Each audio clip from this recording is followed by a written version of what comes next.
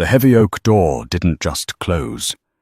It slammed with the finality of a coffin lid, echoing through the hollow streets of Highland Park. It was 3:17 a.m. on a freezing Tuesday, less than 12 hours after her husband was lowered into the ground. Sarah stood on the wet pavement, shivering in nothing but a thin cardigan and pajama bottoms, watching her mother-in-law lock the deadbolt from the inside. They called her a leech. They called her a gold digger who had finally been discarded. They thought they had just saved the family fortune. But as Sarah wiped the rain from her eyes and reached into her pocket for her phone, she wasn't crying for herself. She was crying for them.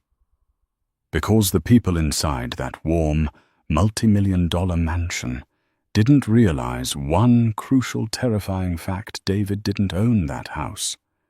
Sarah did. The scent of white lilies was suffocating. It hung heavy in the foyer of the sprawling estate at 404 Oak Creek Drive, mixing unpleasantly with the smell of stale champagne and expensive perfume. It had been a long day.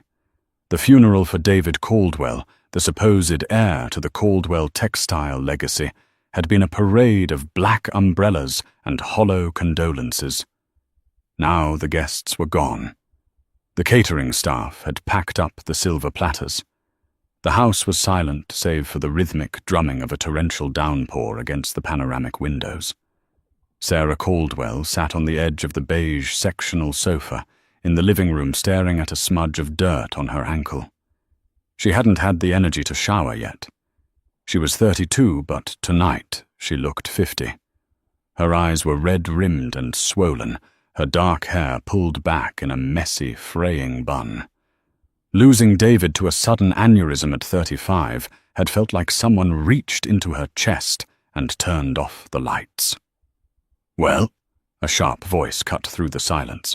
"Are you planning to sit there until the probate lawyers arrive, or are you going to make yourself useful?" Sarah didn't look up. She knew that voice. It was Patricia Caldwell, her mother-in-law, a woman who wore pearls like armor and viewed empathy as a character flaw.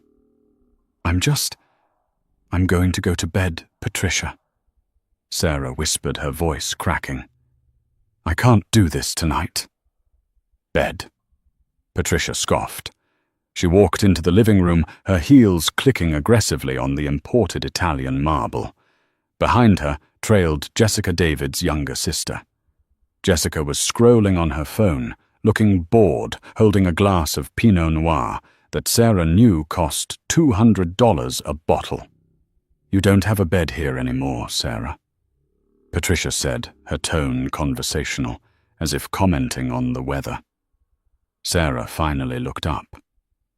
"What?" Patricia stopped in front of the fireplace, resting her hand on the mantel. Above it hung a portrait of David. "We've been patient. We let you play house while David was alive because it made him happy. He had a savior complex, and you were his little charity case, the waitress he rescued. But David is gone, and the charity stops today." Sarah stood up, her legs trembling. "Patricia, we just buried him today. This is my home. David and I lived here for 4 years. "Correction," Jessica chimed in, not looking up from her screen. "David lived here. You just occupied space." "This isn't the time for your cruelty," Sarah said, a flash of anger cutting through her grief. "I am his wife. I am his widow. And that is the only title you have?" Patricia snapped, her face twisting into a sneer. "You certainly aren't an owner. You signed a prenuptial agreement, Sarah. Or have you forgotten?" "I didn't sign anything," Sarah said, confused. "David said we didn't need one."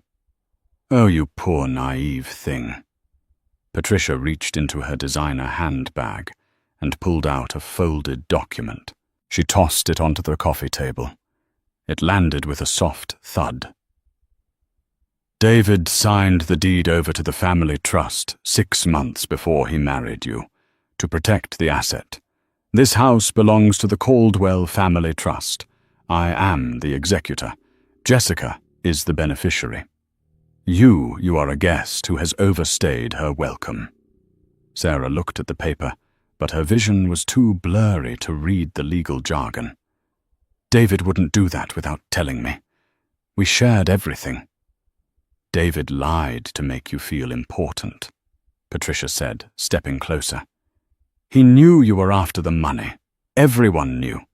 A girl from the wrong side of the tracks. No parents, no degree, working double shifts at a diner. You hit the jackpot. But the casino is closed." Patricia pulled a garbage bag from her pocket, a black heavy-duty contractor bag, and threw it at Sarah's feet. "You have 10 minutes to pack your personal effects. Clothes and toiletries only. No jewelry, no electronics that David bought, no silver." "You can't be serious," Sarah whispered. "It's 3 in the morning. It's pouring rain." "Then you better hurry," Jessica smirked, taking a sip of wine. "Uber prices surge in the rain." "I'm not leaving," Sarah said, her voice finding a sudden steeliness. "This is my home. You can't just kick me out without an eviction notice. That's illegal." Patricia laughed. It was a cold, dry sound.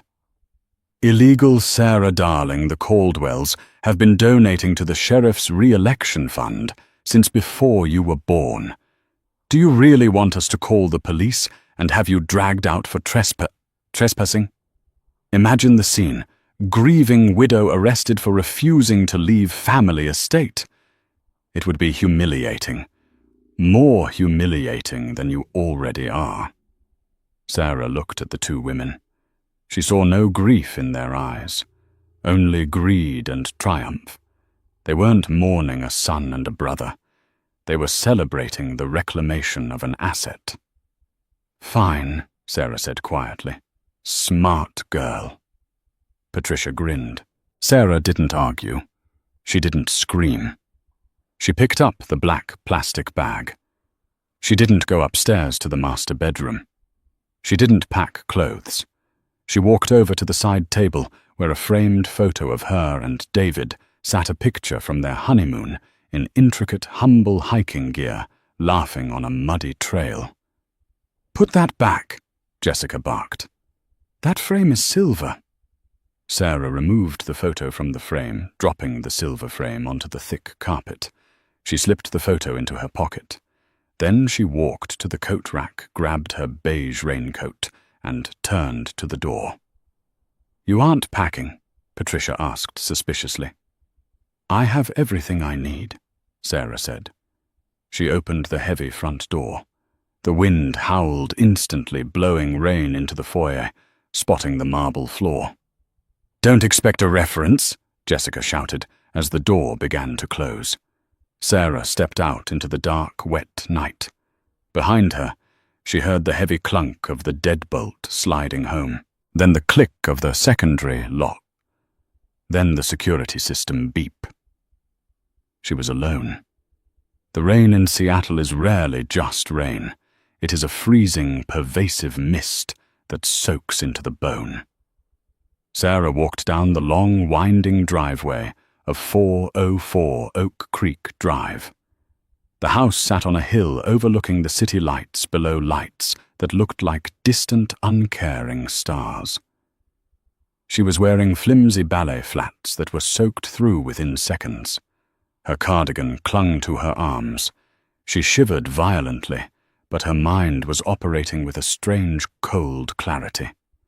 As she reached the bottom of the driveway, the wrought iron gates sensed her motion, or rather the key fob in her pocket, and swung open silently. She stepped onto the public sidewalk. She looked back up at the house. The lights in the living room were still blazing. She could see the silhouettes of Patricia and Jessica moving around. They were probably already appraising the furniture, deciding what to sell and what to keep. They thought David was the source of the money. It was a reasonable assumption. The Caldwell name had been famous in the 1990s. Textile mills, distribution centers, old money.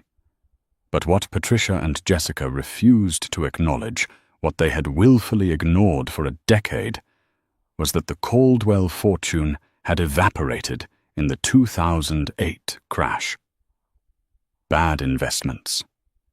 Patricia's gambling addiction and the collapse of domestic manufacturing had hollowed out the company. When Sarah met David 4 years ago, he was driving a 2005 Honda Civic and working as a graphic designer trying to pay off his mother's debts without her knowing. He was broke.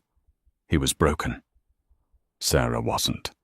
She walked further down the street, finding shelter under the awning of a closed bus stop. Her hands were shaking, not just from the cold, but from the adrenaline crash. She reached into the inner pocket of her raincoat. She bypassed her personal phone, the one Patricia had been calling incessantly for months to demand money, and pulled out a second device. It was a sleek black satellite phone, unbranded, heavy in her hand. She dialed a single speed dial number. It rang once. Sterling Residence, Adrian speaking. A deep, composed voice answered. Adrian, Sarah said. Her voice didn't waver. There was a pause on the other end. The tone shifted from professional to deeply concerned. Mrs. Sterling, it's 3:30 in the morning. Is everything all right? I was informed the funeral was today. My deepest condolences again. They threw me out, Adrian, Sarah said, looking at the rain dripping off the bus shelter roof. Who did? Patricia and Jessica, tonight, immediately after the wake. They put me on the street. A heavy sun's hung over the line. I see. Shall I send the car? I can have the security team there in 15 minutes.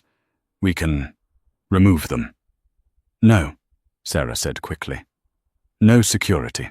Not yet. Mrs. Sterling, you are standing in the rain.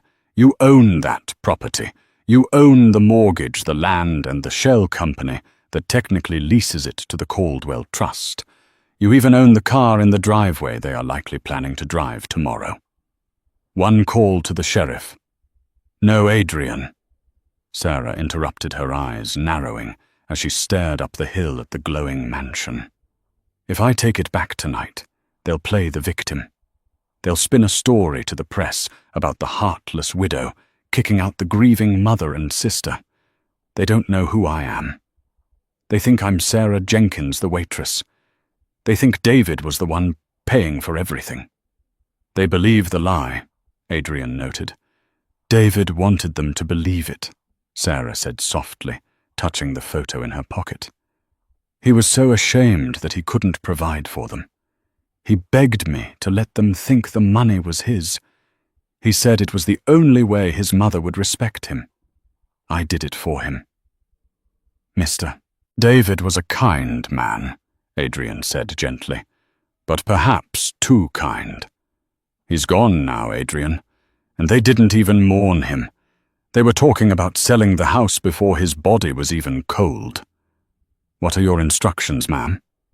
Sarah watched a car drive by, splashing water onto the sidewalk. She pulled her coat tighter. Let them have it, she said, for now. Ma'am, let them think they won. Let them try to access the accounts. Let them try to sell the house. I want them to dig a hole so deep they can never climb out of it. I want to see exactly how greedy they are when they think no one is watching. Very well. And for tonight, I cannot leave you on the street. Send the car, Sarah said. But not the Rolls. Send the old sedan. Pick me up 2 blocks away near the gas station on 5th. And Adrian, yes, Mrs. Sterling, freeze the Caldwell allowance account immediately. With pleasure. Sarah hung up. She took a deep breath. The grief was still there, a heavy stone in her stomach, but a new feeling was rising alongside it. It was the cold, calculated patience that had made her the youngest self-made billionaire in the tech logistics sector. a title she held under her maiden name, a face she kept out of magazines, a life she had hidden to find a man who loved her, for her not her portfolio. Up on the hill inside the warm, dry mansion, Patricia Caldwell was currently pouring another glass of wine. Finally. Patricia sighed, sinking into the plush leather armchair. The leech is gone. Tomorrow we call the real estate agent. The market is hot. We can get $5 million for this place, easy. Jessica was rummaging through a drawer in the sidebar. Mum, where did David keep the checkbook? I want to book a spa weekend. I'm exhausted. Check the safe in the study. Patricia waved a hand dismissively. The code is probably his birthday. Or that girl's birthday. Ugh, try both. Jessica trotted off toward the study. Patricia smiled, looking around the room. She ran her hand over the velvet armrest. All ours, she whispered. She didn't know that the chair she was sitting on was leased. She didn't know the wine she was drinking was charged to a credit card that had just been suspended. She didn't know that the Sterling Trust that paid the electric bill wasn't a family legacy, but a holding company owned by the woman shivering at the bus stop. The lights in the house flickered once. Then they steadied. Patricia frowned. Storm, she muttered. Down at the bus stop, Sarah saw the headlights of a black sedan turn the corner. She stepped out from the shelter. The game had begun, and unlike Patricia, Sarah never played to participate. She played to eliminate. The black sedan didn't head toward the affordable apartments on the east side of town, where Sarah had told Patricia she lived before meeting David. Instead, it glided silently onto the highway, heading toward the financial district. The city of Seattle was a blur of rain-streaked neon through the tinted windows, but inside the car, the silence was absolute. Sarah sat in the back seat, her hands folded in her lap. The adrenaline that had propelled her out of the mansion was fading, replaced by a bone-deep exhaustion. She looked at her reflection in the darkened window. For 4 years, she had worn minimal makeup, bought clothes from Target, and driven a used Toyota Corolla. She had played the part of the struggling artist waitress perfectly. She did it because the first time she met David at a charity gala, where she had been the keynote speaker incognito, wearing a mask for the theme, he had confessed to a stranger that he hated money. He hated how it made people look at him. He hated how his mother looked at him like a bank vault rather than a son. So Sarah Sterling, CEO of Sterling Logistics and the majority shareholder of a global shipping empire, became Sarah Jenkins. She fell in love with a man who bought her tacos from a truck and apologized for not being able to afford a steakhouse. Those tacos were the best meals of her life. "We are arriving at the Spire, ma'am," Adrian said from the driver's seat. The car turned into an underground ramp that required a retinal scan to access. As the heavy steel gate rolled up, Sarah felt a strange dislocation. This was her world, the world of high security, polished concrete, and immense power. But without David, it felt like a tomb. They took the private elevator to the 55th floor. The doors slid open to reveal a penthouse that spanned the entire floor. It was a masterpiece of modern architecture, floor-to-ceiling glass, stark white walls, and minimalist furniture. It was beautiful cold and utterly empty. "I've taken the liberty of preparing the guest suite for tonight," Adrian said, taking her wet coat. "I assumed the master bedroom would be difficult." "Thank you, Adrian," Sarah whispered. She walked to the massive window overlooking the city. Somewhere out there in the dark hills to the north was the house she had bought for David. The house she had let him pretend to own. "Adrian." "Yes, ma'am." "Did David know?" she asked, her voice trembling. Toward the end, "Did he figure it out?" Adrian stood stoically by the elevator. Mr. David was a man of great heart, but he was not suspicious by nature. He believed what you told him, that your grandmother left you a small inheritance that covered the down payment. He believed he was paying the mortgage with his graphic design freelance checks. He died believing he was providing for you. You gave him his dignity, ma'am. Sarah closed her eyes, tears leaking out. That was the tragedy. The mortgage on the Oak Creek house was $18,000 a month. David's freelance business brought in maybe $3,000 on a good month. Sarah had covertly funneled her own money into his account through fake clients for years, just so he could feel like the man of the house. And now they think they've won, she murmured. They are currently celebrating a victory over a mirage, Adrian said dryly. Shall we initiate the disconnect protocols? Sarah turned away from the window. She walked over to the kitchen island, which was made of a single slab of obsidian. She ran her finger along the cold stone. Not all at once, she said. If we shut off everything tonight, they'll panic and call the police. I want them to feel the squeeze. I want them to realize, piece by piece, exactly what David was shielding them from. Where would you like to begin? Adrian asked, pulling a slim tablet from his jacket. Sarah thought about the way Patricia had thrown the garbage bag at her feet. She thought about Jessica sipping wine while her brother was in the morgue. The credit cards, Sarah said. David had an unending credit line because I backed it. Remove the backing. Revert the cards to his personal credit score. Adrian tapped the screen. David's personal credit score was 580. The limit will drop to 0 immediately. Good, Sarah said. And the utilities? David paid them, but the autopay is linked to the Sterling Trust. Cancel the autopay. Let the bills arrive in the mail. Let them see the numbers. Done. And Adrian, yes, ma'am. The staff, the landscapers, the pool cleaners, the housekeepers. They are all paid through my holding company. Correct. Send a memo. Effective immediately, service to 404 Oak Creek Drive is suspended due to non-payment.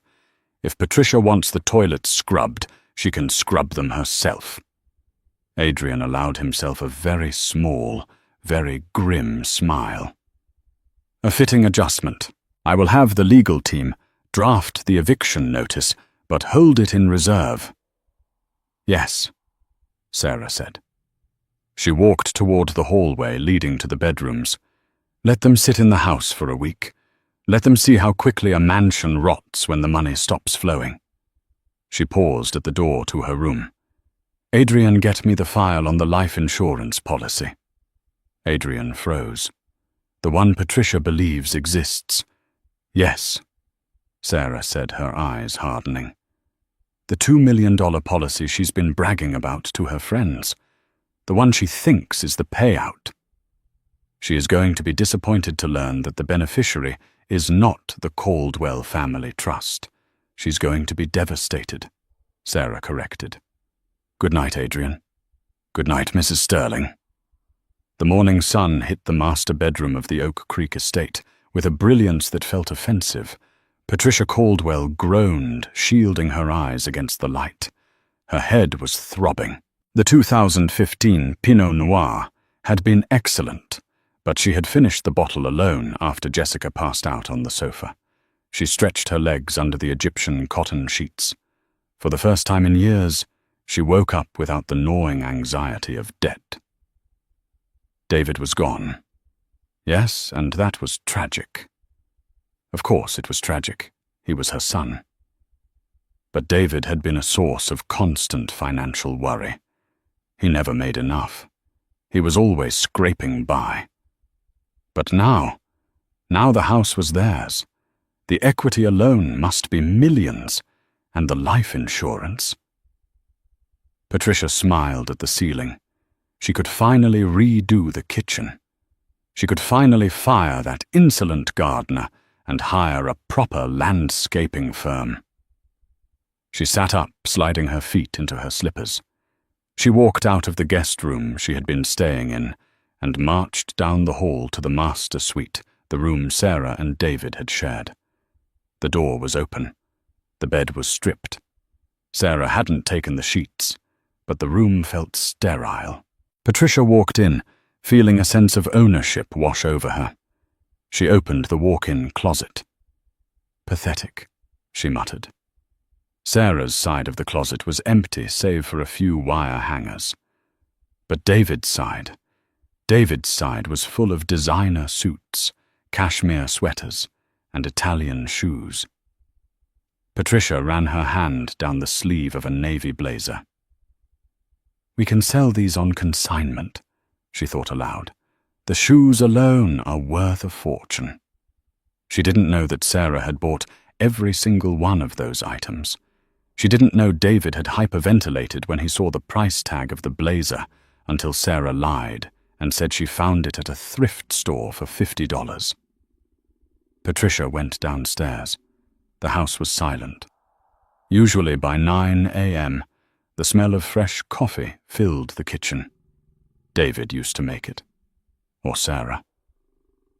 Patricia navigated the sprawling kitchen to the high-end espresso machine built into the wall. She pressed the latte button. The machine whirred, ground the beans, and then let out a pathetic hiss. A red light blinked waterline error. "Piece of junk," Patricia snapped. She went to the sink to fill a pitcher of water to manually fill the tank. She lifted the heavy brass faucet handle. Nothing. Not a drop. She frowned, turning the handle back and forth. She tried the cold tap. She tried the hot tap. A dry gurgle echoed from the pipes, followed by silence. "Jessica!" Patricia screamed. "What?" A voice groaned from the living room. Jessica was still on the couch, wrapped in a blanket, scrolling through Instagram. "The water isn't working." "So call the plumber," Jessica yawned. "Or tell Sarah to fix it." "Oh wait, we kicked her out." Jessica giggled. "It's not funny, Jessica. I need coffee." Patricia grabbed her phone, the latest iPhone David had bought her for Christmas. She dialed the number for the city water department. She tapped her foot impatiently as the hold music played. Finally, a representative answered. "City Water and Power." "How can I help you? This is Patricia Caldwell at 404 Oak Creek Drive." "My water is off. I assume there is a maintenance crew in the area." There was the sound of typing on the other end. "One moment, Mrs. Caldwell, 404 Oak Creek." "Ah, here it is." "Ma'am, the water hasn't been shut off for maintenance. It's been suspended." "Suspended?" Patricia laughed, a sharp, incredulous sound. "That's impossible. My son pays the bills automatically. There must be a mistake." "The account holder requested a suspension of service effective 4:00 a.m. this morning," the operator said. "The account holder, I am the account holder, or my son David." "The account is listed under Sterling Property Management," the operator said. "We received a digital disconnect order." "Sterling, what? Who is that?" Patricia's grip on the phone tightened. "Look, my son just died. This is obviously a clerical error. Turn it back on." "I can't do that without authorization from the account holder, ma'am, or you can open a new account in your name. There is a reconnection fee of $150, and we would need a deposit of $500 since you have no prior history with us at this address." $650 to turn on a tap. Patricia was outraged. Fine, I'll pay it. Just turn it on. I can take a card over the phone." Patricia pulled her wallet out of her purse. She bypassed her own credit card, which was maxed out, and pulled out the supplementary American Express Platinum card David had given her for emergencies. She read the numbers with an air of superiority. Expiration, September 28th. 1 moment. Processing. Patricia waited, visualizing the coffee she was about to drink. "I'm sorry, ma'am," the operator said. "That card has been declined." "Excuse me." Patricia's voice rose an octave. "Try it again. That is a Platinum Amex. Declined again, ma'am. Code 05, do not honor. You'll need to contact your bank." Patricia hung up her hands, shaking. "Jessica!" Jessica walked into the kitchen looking annoyed. "Why are you yelling?" "My head hurts." "Give me the emergency card David gave you." Jessica blinked. "Why?" "Just give it to me." Jessica fished a gold card out of her phone case and handed it over. Patricia called the water company back. She went through the whole process again. Declined. Patricia stared at the phone. A cold knot formed in her stomach. It wasn't fear, yet it was confusion. David had money. They lived in a mansion. They drove luxury cars. How could the cards be declined? "Is there money?" Jessica asked, seeing her mother's face. "I was going to go to brunch with Tiffany." "Of course there is money," Patricia snapped, though she sounded less sure. "The bank has probably frozen the accounts because of the death, standard procedure, bureaucracy." "So how do we get breakfast?" Jessica whined. "We have food in the fridge." Jessica opened the massive Sub-Zero refrigerator. "We have Greek yogurt kale and oat milk. Sarah's food. Gross." "Then eat it," Patricia said, pacing the kitchen. "I need to find the files. If the accounts are frozen, we need the lawyer to unfreeze them. We need to access the trust." "I thought you said you were the executor." "I am," Patricia shouted.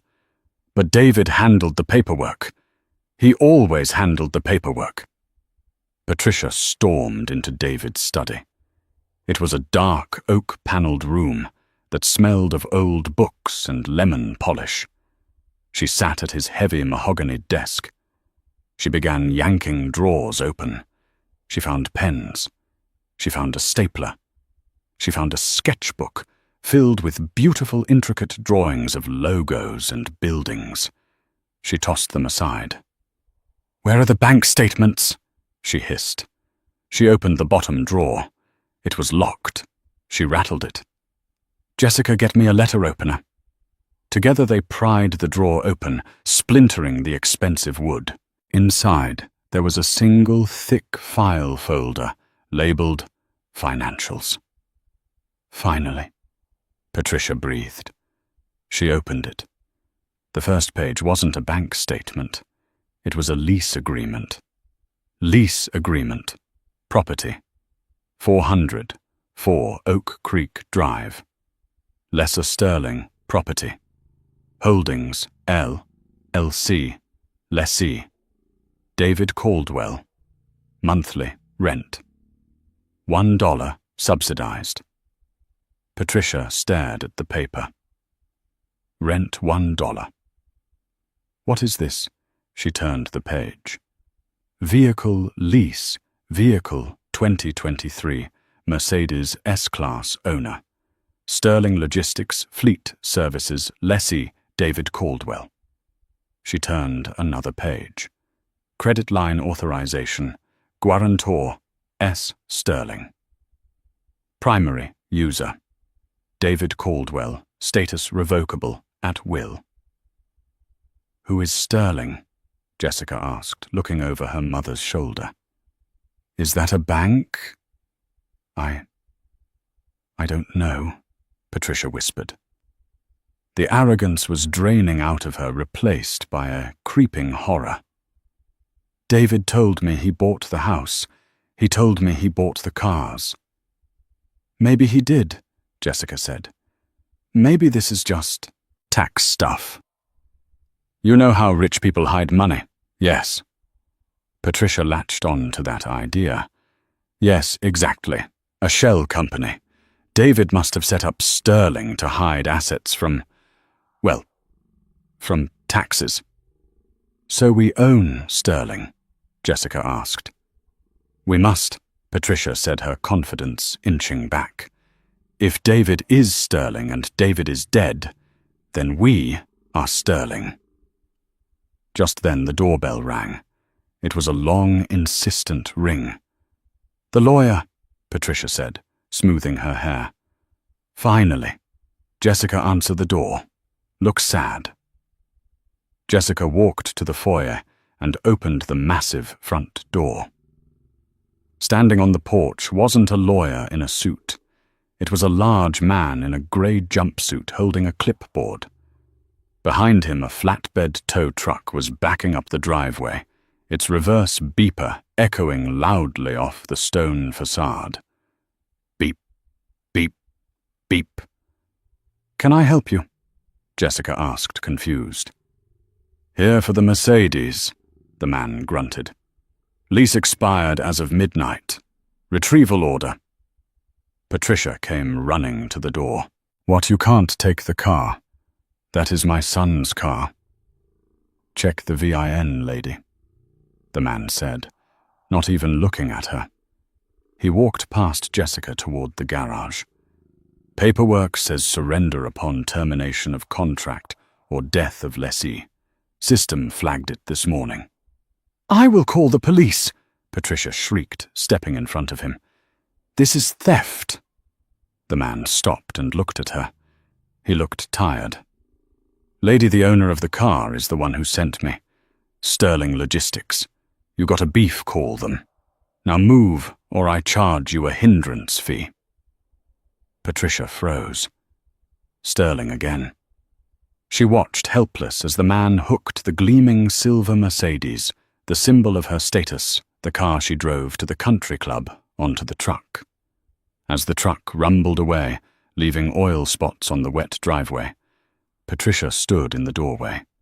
The rain had stopped, but the house felt colder than ever. Mom, Jessica said, her voice small. Who is Sterling? Patricia looked at the empty spot where the car had been.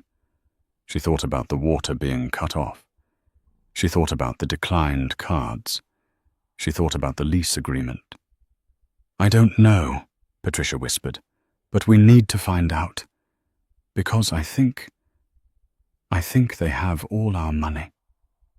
Inside the house, the smart thermostat on the wall clicked. The temperature setting, which had been set to a cozy 72 degrees, suddenly dropped. The digital numbers scrolled down 71, 68, 65. 60, system override energy, saving mode, activated. The house was beginning to die around them. The law office of Henderson and Associates was located in a strip mall between a dry cleaner and a vape shop. It was a far cry from the downtown firms the Caldwells used to retain in the glory days, but Patricia told herself it was quaint. It was 11 a.m. on Wednesday. Patricia and Jessica sat in the waiting room, which smelled faintly of stale popcorn. They were dressed in their finest morning attire, Patricia in a Chanel suit vintage 1998, and Jessica in a black silk dress. They looked severely out of place on the worn synthetic carpet.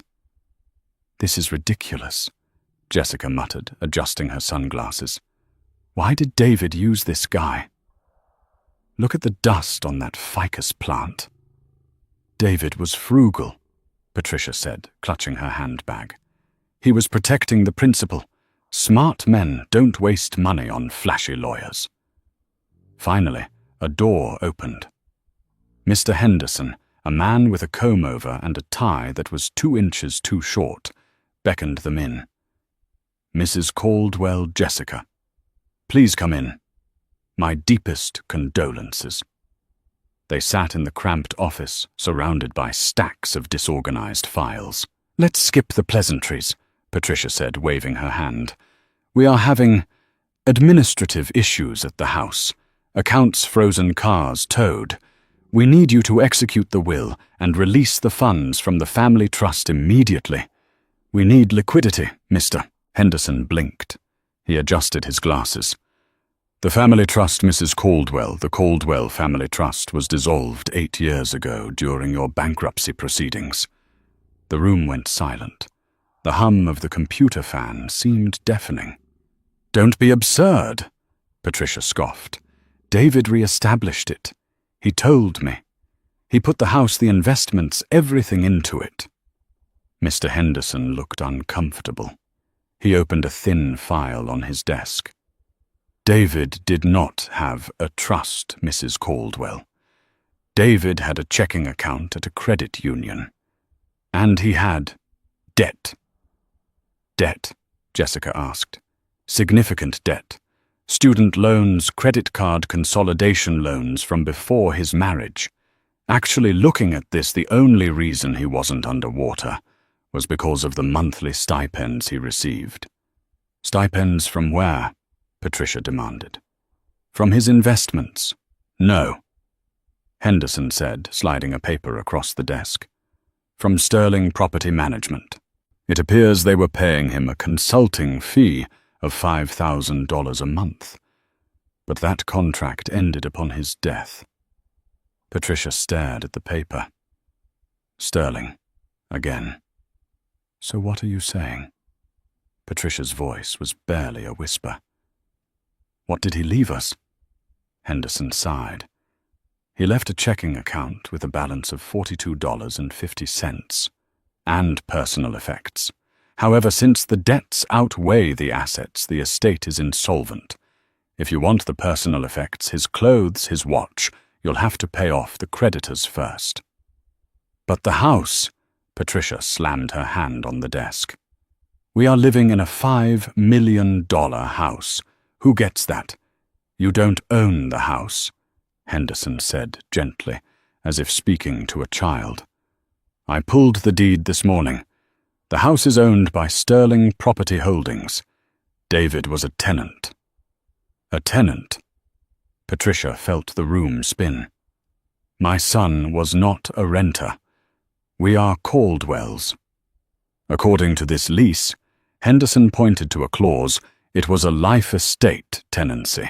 He could live there as long as he was alive and married to... Henderson squinted at the text. To the primary guarantor. Who is the guarantor?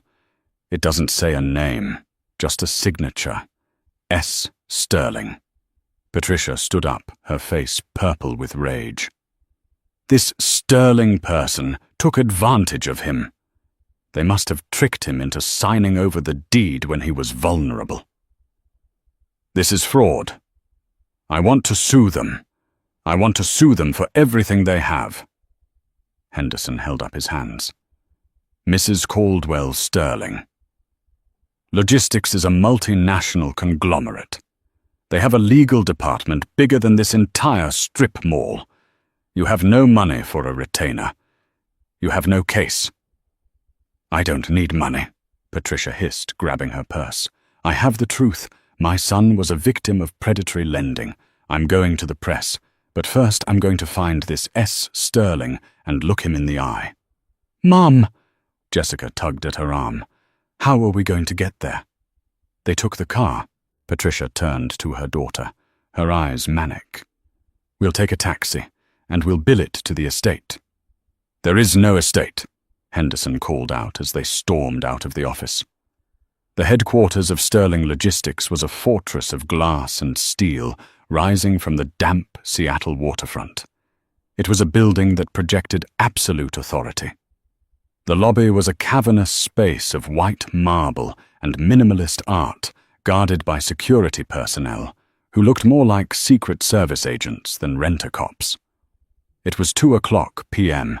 when a yellow taxi screeched to a halt in front of the building. Patricia and Jessica stepped out. The rain had started again, flattening Patricia's hair, but she didn't care. She was fueled by the righteous indignation of a woman who believes the world owes her an explanation. They marched through the revolving doors. I am here to see Mr. Sterling, Patricia announced to the young woman at the reception desk. The receptionist, immaculate in a grey suit, didn't even blink. Do you have an appointment? I don't need an appointment. I am... Patricia Caldwell. My son was David Caldwell. Your boss stole my house, stole my car, and I am not leaving until I get answers." Her voice echoed in the quiet lobby. A few employees in sharp suits glanced over, then looked away uninterested. "I see," the receptionist said calmly. "One moment." She typed something into her console. She didn't pick up a phone. She just typed. A moment later, the elevators at the far end of the hall chimed. 2 security guards approached, but they didn't grab Patricia. "Mrs. Caldwell."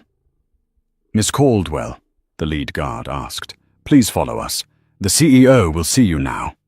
Patricia smirked at Jessica. "See, they're scared. They know they're caught." Jessica wasn't so sure. She looked around at the silent efficiency of the building. This didn't feel like the office of a scammer. It felt like the heart of a machine. They were led into an elevator that had no buttons. It shot upward with stomach-churning speed. When the doors opened, they weren't in a hallway, but directly in a boardroom. It was massive. One wall was entirely glass overlooking the Puget Sound. A long table polished to a mirror shine stretched down the center. At the far end of the table, a single chair was turned away from them, facing the window and the grey, turbulent water. "Mr. Sterling," Patricia barked, marching halfway down the room. "You have some nerve. Do you know who I am?" The chair didn't move. "You evicted a grieving widow and mother. You stole a family legacy. I know what you did to David. You tricked him into signing those leases, but I will expose you. I will drag your name through the mud unless you reinstate the deed to the Oak Creek house and unfreeze our accounts immediately." Patricia slammed her hand on the table for emphasis. "Turn around and look at me." Slowly, the high-backed leather chair began to rotate. "I didn't evict a grieving widow, Patricia," a voice said.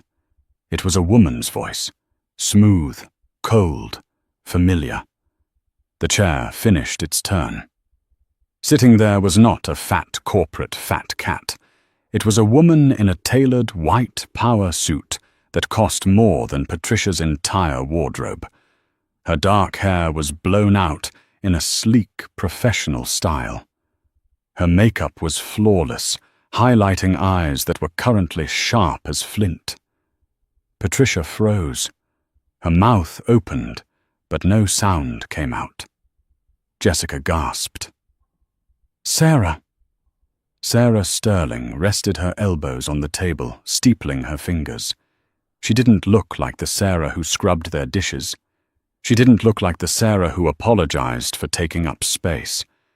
She looked like a queen on her throne. "Hello, Patricia. Hello, Jessica." "You." Patricia stammered her brain, unable to reconcile the image. "What are you doing here? Did you get a job as a secretary?" Sarah let out a short, dry laugh. She pressed a button on the intercom. "Adrian, bring the tea." "You think I work here?" Sarah asked, raising an eyebrow. "Patricia, look at the wall."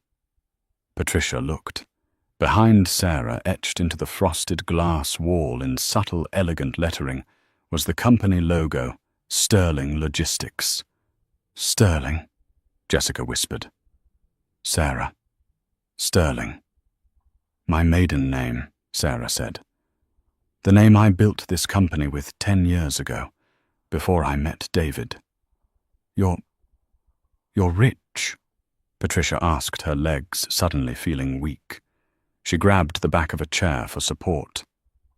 "I am the majority shareholder of the largest logistics firm on the West Coast," Sarah corrected, "and the owner of 404 Oak Creek Drive, and the owner of the Mercedes you were driving, and the guarantor of every single credit card you have swiped for the last 4 years. But you were a waitress," Patricia shrieked, the reality crashing down on her. "You worked at a diner." "I bought the diner," Sarah said calmly, "because I liked the pancakes.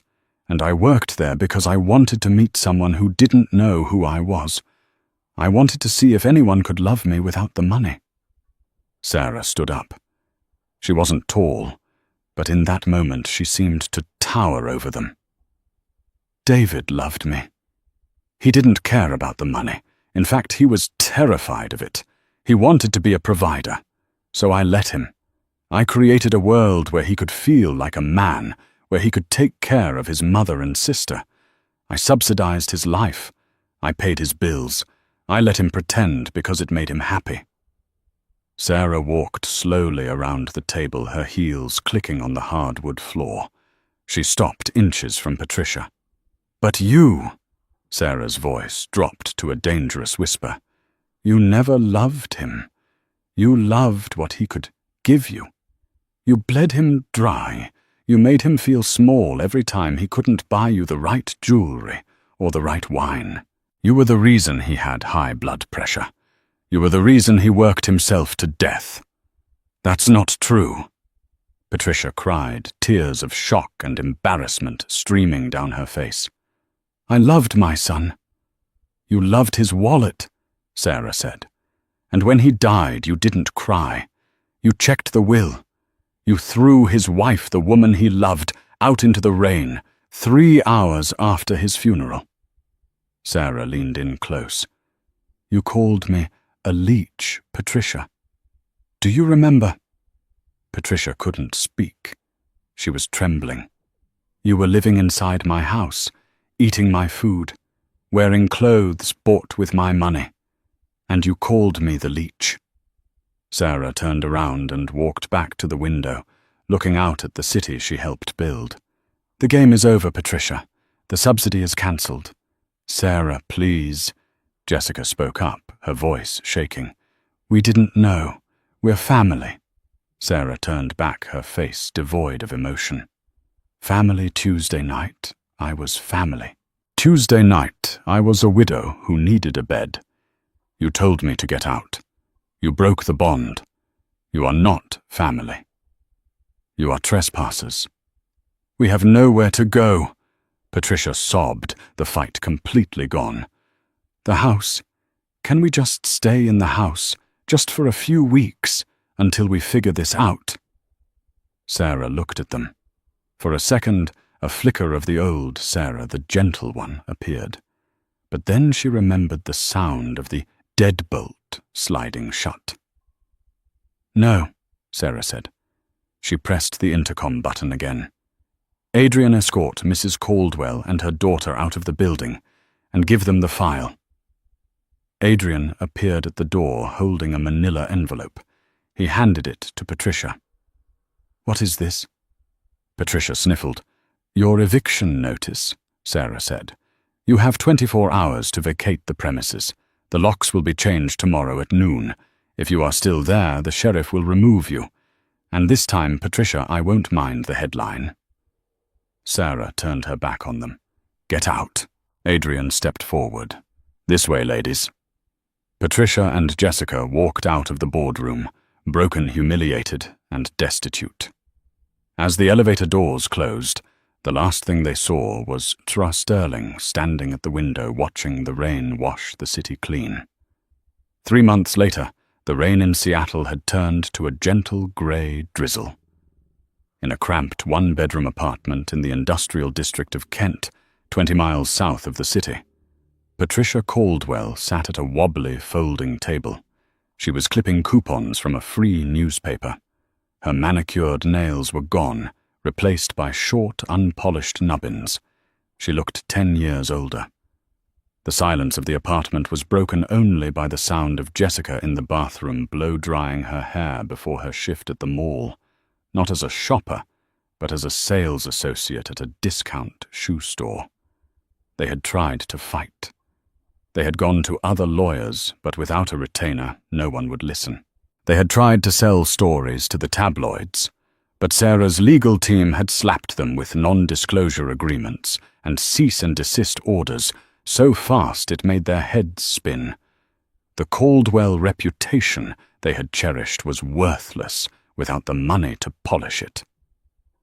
"Mom!" Jessica yelled through the door. "We're out of toothpaste again."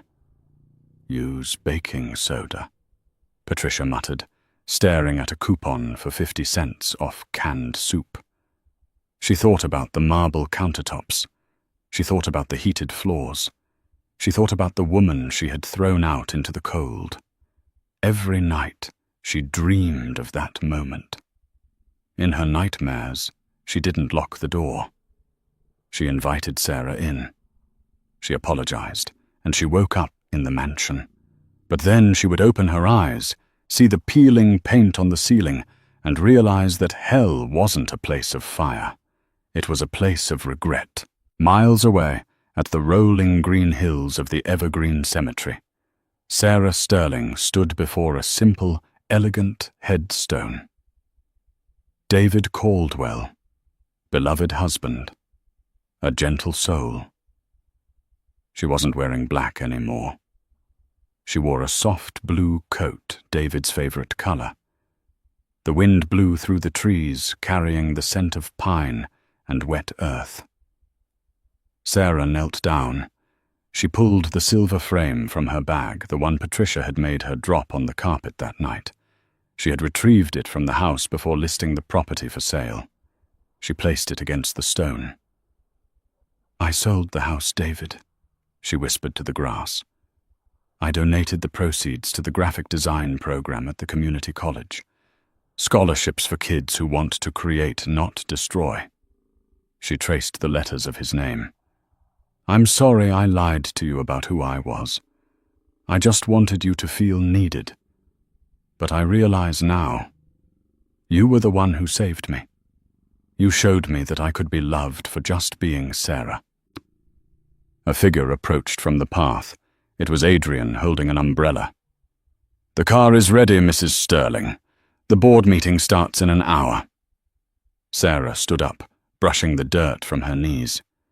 She looked at the grave one last time.